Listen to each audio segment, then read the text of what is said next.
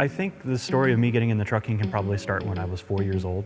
My uncle was a owner-operator, had a beautiful blue Kenworth T660, and ever since the first time he took me in and sat me in the captain's chair and let me play with all the buttons except for that button, right? Can't push that button, but let me play with everything else. After that, all I wanted in my toy box was toy trucks. I tried a few different things in my professional career before trucking, and it just got to a point where I just said, you know what, I want to just be happy, and I wanted to be a truck driver.